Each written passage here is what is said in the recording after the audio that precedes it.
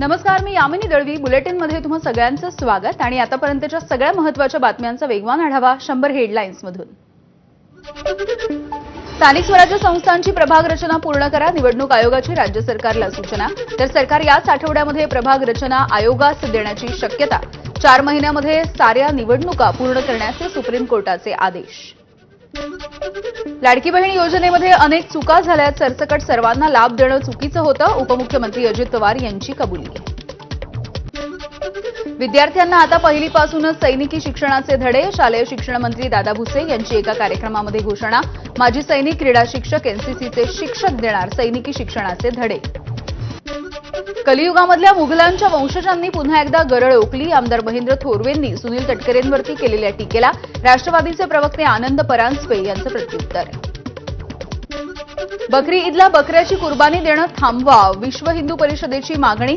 सरकारनं बकरी ईदला होणारी गोवंशाची हत्या सुद्धा थांबवण्याची विहिंपचे महाराष्ट्र गोवा प्रांतमंत्री गोविंद शेंडे यांची सरकारकडे मागणी. बकरी ईदच्या पार्श्वभूमीवरती मुंबईमधल्या देवनार पशुवधगृहामध्ये जवळपास 1.5 लाख बकरे आणल्याची माहिती. खासदार वर्षा गायकवाड, ज्योती गायकवाड, आमदार अस्लम शेख, अमीन पटेल हे उपस्थित राहणार. मत्स्य व्यवसाय विभागाच्या सहाय्यक आयुक्तांवरती मासे फेकल्याचं प्रकरण. नितेश राणे यांची निर्दोष मुक्तता. प्रत्यक्ष साक्षीदार नसल्यामुळे सरकारी कामामध्ये अडथळा आणल्याचा गुन्हा सिद्ध होत नसल्यामुळे निर्दोष मुक्तता. संजय राऊत मानहानीच्या प्रकरणामध्ये मंत्री नितेश राणे यांना दिलासा. राणे यांना न्यायालयामध्ये उपस्थित न राहण्याच्या विषयी सशर्त परवानगी. सिंधुदुर्गामधल्या पोलीस स्थानकामध्ये जात 2,000 रुपयांच्या जात मुचलक्यावरती जामीन. ठाकरेंच्या शिवसेनेचे नाशिक महानगर प्रमुख विलास शिंदेंच्या मुलीच्या लग्न सोहळ्याला एकनाथ शिंदे उपस्थित राहणार. याच लग्न सोहळ्याला संजय राऊत सुद्धा उपस्थित राहणार आहेत.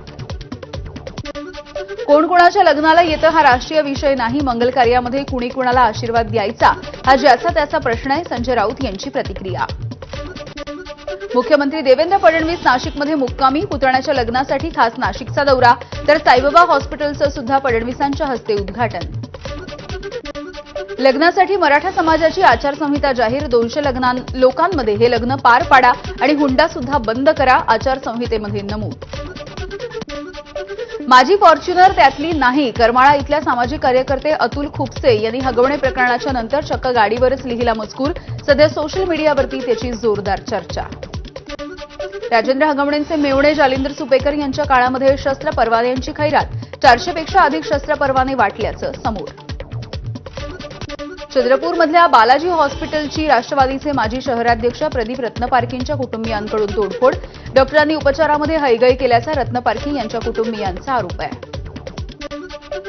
भाजपचे नेते किरीट सोमय्यांच्या मालेगाव दौऱ्याला सोशल डेमोक्रॅटिक पक्षाच्या कार्यकर्त्यांचा विरोध आहे. किरीट सोमय्या गो बॅकच्या घोषणा देण्यात आल्या. कार्यकर्त्यांना पोलिसांनी ताब्यात घेतलं.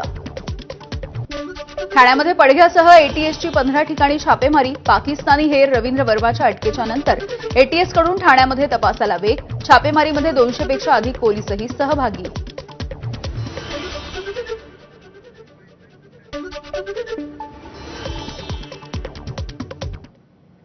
आणि यानंतर एक मोठी बातमी आहे. संभाजी